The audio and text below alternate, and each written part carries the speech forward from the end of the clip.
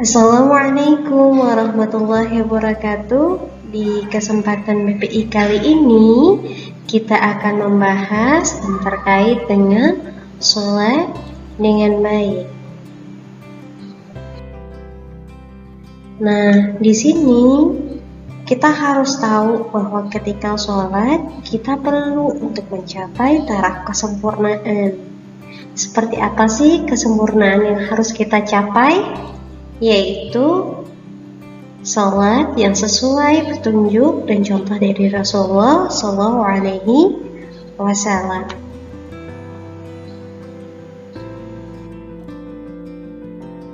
Yang perlu kita pelajari yang pertama adalah apa sih syarat sahnya salat?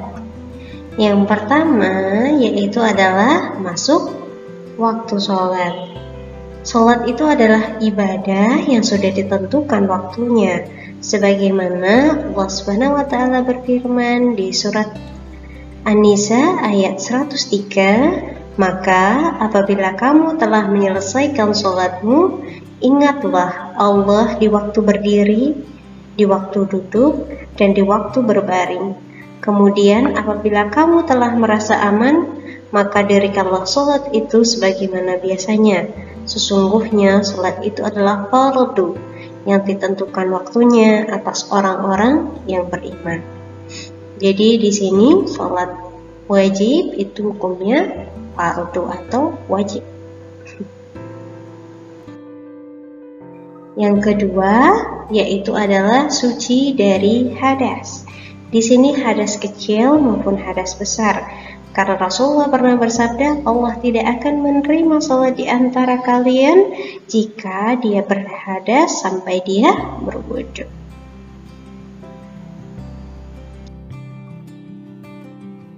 Yang ketiga adalah suci tidak hanya tadi badan, tempat, tapi juga pakaian. Jadi seyogyanya, sebaiknya semuanya itu dalam keadaan suci.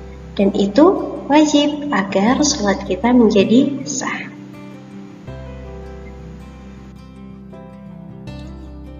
Yang keempat, syarat sah yang lainnya adalah menutup aurat.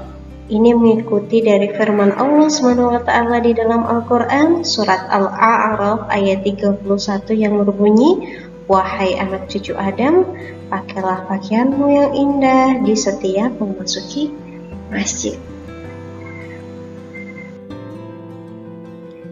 Yang kelima, syarat sahnya adalah menghadap kiblat.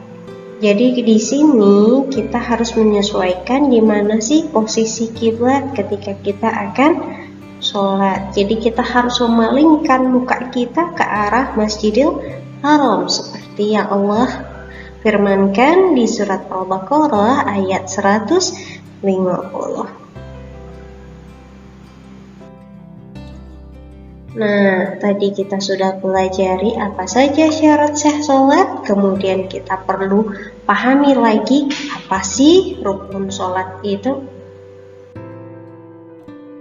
Yang pertama, berdiri tegak, dilanjutkan dengan takbiratul ihram. Apa itu takbiratul ihram? Mengangkat kedua tangan seraya berkata, Allahu Akbar. Gitu. Selanjutnya yang wajib, salah satu rukun itu wajib dibaca adalah membaca Al-Fatihah di setiap rakaatnya. Jadi wajib membaca Al-Fatihah. Begitu.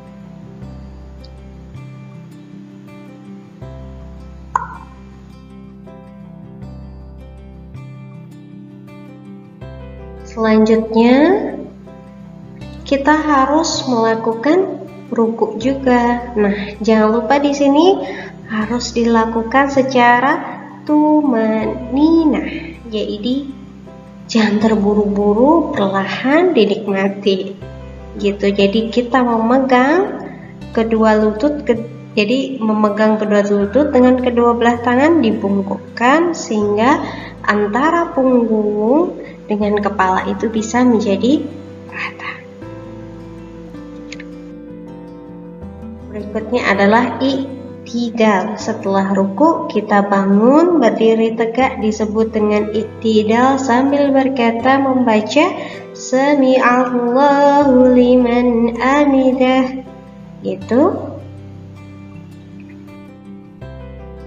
Berikutnya ada rukun sujud, dilakukan juga dengan tumakninah, nggak boleh terburu-buru, dipastikan menempel 7 anggota badan di atas alas sholat. Apa 7 anggota badan itu? Telapak tangan kanan dan kiri, lutut kanan dan kiri juga, ujung kaki kanan dan ujung kaki kiri, dahi sekaligus hidung. Nah, di sini kita belajar terkait juga yang masuk rukun sholat adalah duduk di antara 2 sujud. Duduk iftirash dilakukan juga dengan tumakninah dan posisi kaki dilipat ke belakang bertumpu pada kaki kiri. Berikutnya adalah tasyahud akhir dan duduk tasyahud. Di sini kakinya juga agak berbeda dengan yang tadi duduk iftirash, disebut duduk tawaruk ketika tasyahud akhir.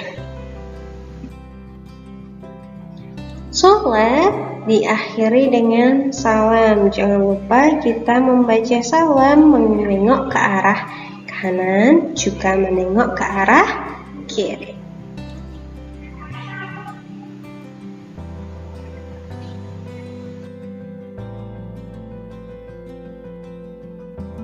Nah, jangan lupa ketika sudah azan Allahu Akbar, kayak gitu, harus segera sholat. Karena ya Rasulullah, amalan apa yang paling utama? Sholat tepat pada waktunya. Makanya kita perlu usaha ini teman-teman, gimana caranya agar bisa selalu menjaga sholat tepat waktu. Ustazah, apa aja sih tipsnya? Yuk kita cari tahu apa tipsnya supaya kita bisa sholat tepat pada waktunya. Yang pertama, kita harus paham bahwa sholat itu penting. Sholat itu adalah kebutuhan. Kalau kita nggak sholat, ada yang hilang dari hidup kita. Ada yang kok tiba-tiba hatinya nggak jadi tenang, kok gerusa-gerusu, kok bagaimana, itulah yang disebut dengan pentingnya sholat. Yang kedua, kalau kita rasanya bahagia mendapatkan kenikmatan Allah, yang salah satunya kita bentuk rasa syukur adalah dengan sholat. Jadi menunjukkan rasa syukur kita atas nikmat, salah satunya dengan bersujud, yaitu sholat. Yang ketiga, kita bisa berteman dengan orang-orang yang juga rajin sholat, rajin sembahyang, rajin berdoa kepada Allah, rajin juga membaca Al-Quran. Supaya apa? Nuansa vibe yang kita dapatkan sama dengan teman-teman kita. Nah, yang terakhir, kita harus percaya bahwa neraka itu ada. Siksa neraka itu ada. Jadi jangan sampai kita nanti menyesali karena kita tidak berusaha yang luar biasa ketika kita masih hidup. Nah, ingat teman-teman, sukses di tangan kita itu hanya karena Allah. Sekian untuk PPI kali ini, sampai kita bertemu di PPI selanjutnya. Afwan minkum, wassalamualaikum warahmatullahi wabarakatuh.